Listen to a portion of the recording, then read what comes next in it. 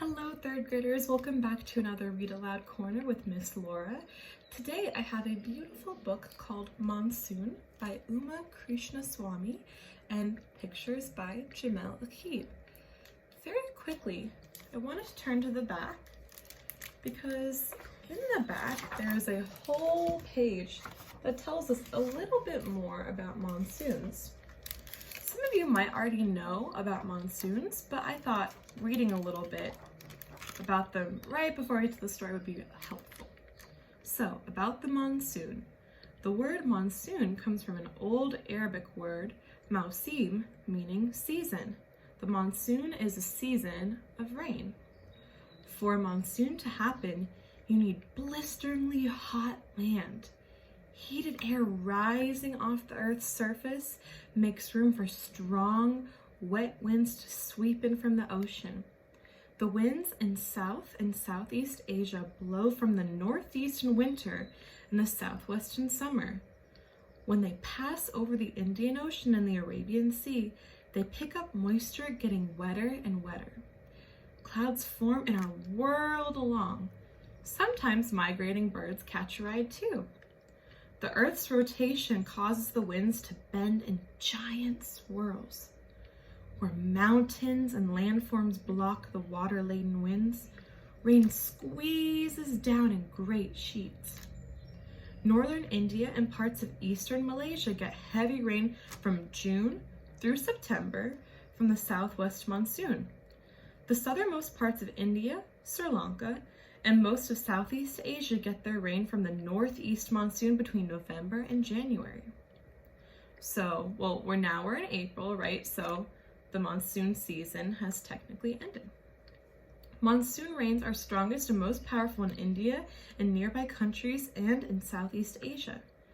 Weaker monsoons, however, do occur in other parts of the world, including Mexico and the southwestern United States. So we have some here too.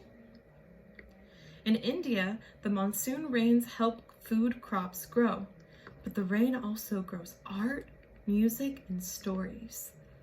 Old paintings show kings and queens, gods and people watching the sky, waiting for rain. For hundreds of years, composers have written music inspired by the monsoon season. One music called raga, not sure if I'm saying that right, or scale called Meg Malhar is supposed to help bring rain. Classical Indian dances have special hand gestures for rain, others for storms, and still others for lightning. The rains can also be frightening and dangerous. In some places, they come with such force that floods result. Fields and houses are swept away, and sometimes thousands of people are left homeless.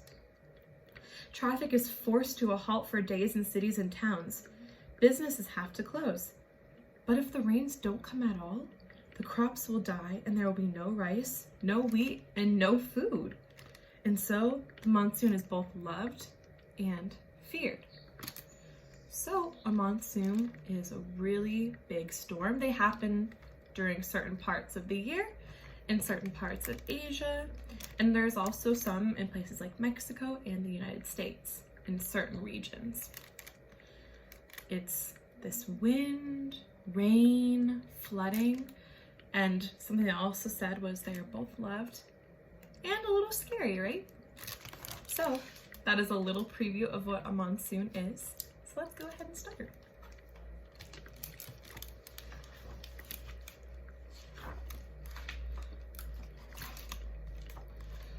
All summer, we have worn the scent of dust, gravelly, grainy, gritty dust, blowing on the winds and sprinkling through our clothes and hair.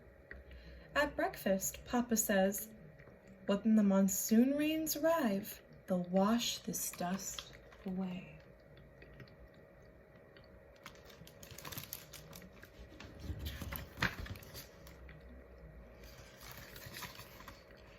Going to the market, I cross the road with Mummy.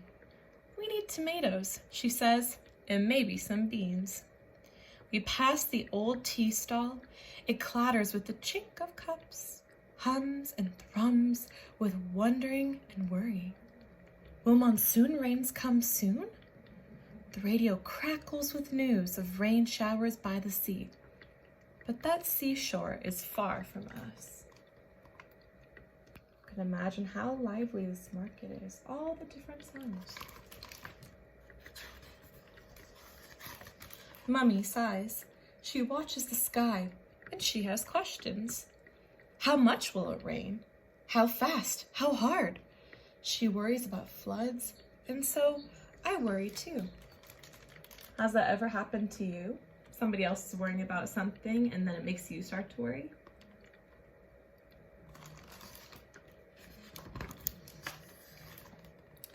And there is another question.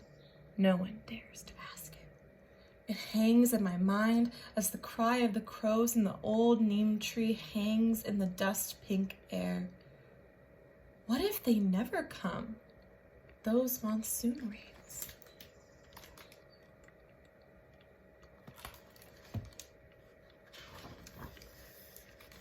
Still, in the afternoon, as Mummy chops and stirs and lunch smells fill the air, my busy hands fold paper boats. I crease their crisp white sails. In my mind, I see them float in oceans of puddles. Evening falls. I watch the faces on TV, old and young, poor and rich. All across India, we wait for rain. The heat makes me feel like a crocodile crouching, snap-jawed.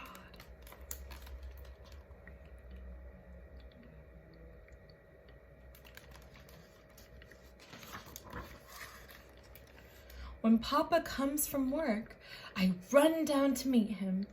Across the street, people crowd around the bus stop shelter. Between the screeching of brakes and the scrambling of feet, I hear excitement. Wait, listen, was that thunder or the rumble of an engine?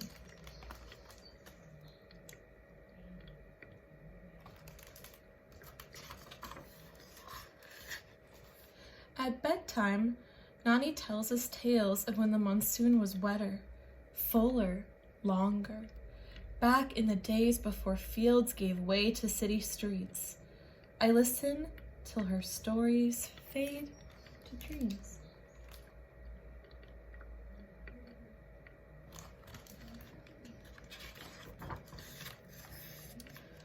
Before day breaks, I hear a call sing, long and wild, in a voice like melting sunshine. From far away, a peacock wails. I answer him out loud and startle everyone awake. Hot Loo winds tear through the city. They rip the paper off billboards and shred the smiles of movie stars. I complain, but Papa smiles and says, "We need this dry wind to ripen those sweet mangoes."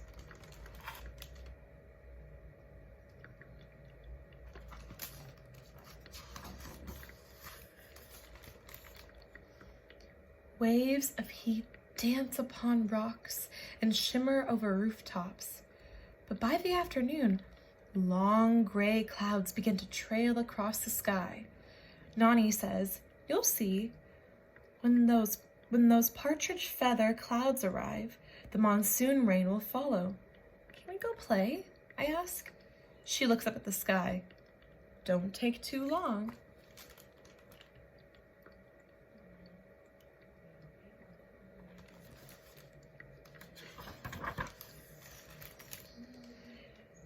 In the hopscotch square we've chalked in the alley, my brother and I jump and hop and whirl to the sound of temple bells, clanging, clanging.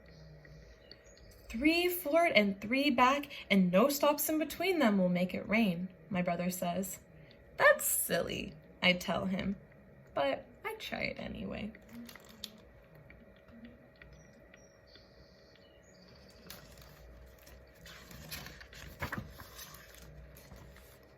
In the street, a taxi driver honks an angry horn. But the old cow is tired and will not move. Wheels inch around her. We laugh. The driver frowns and wags his head at us and tears off in a cloud of dust.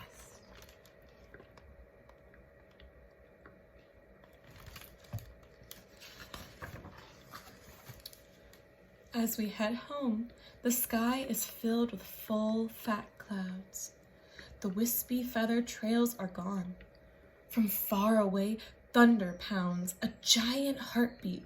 We know it won't be long. The wind ruffles the leaves on the old neem tree.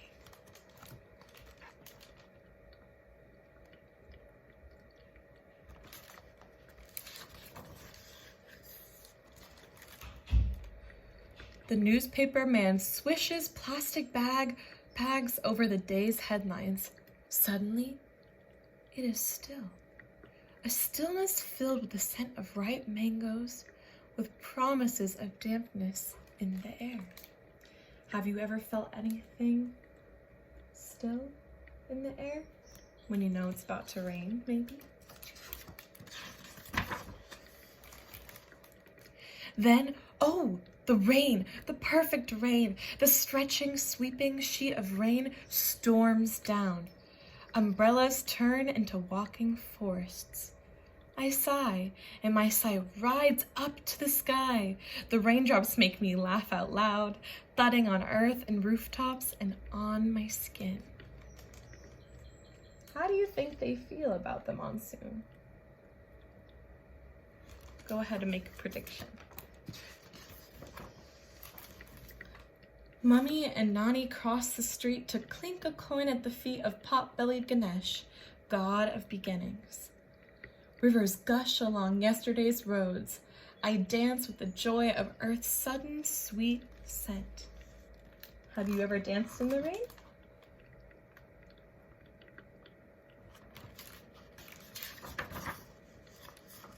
The end. And here's the page where we read all about monsoons. So, I hope you enjoyed this read aloud, and maybe take a minute to look out the window if you have a window near you or if you're able to go outside, and think about how the weather makes you feel.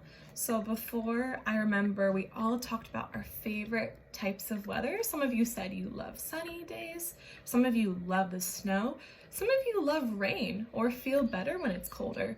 So everyone feels very differently about the same types of weather. So you could think a little bit about what you learned, or maybe if you want to share what you already know about monsoons, you can comment down below if that's okay with your grown-up. So, thank you for joining me for another Miss Laura's Read Aloud Corner, and I will see you next time.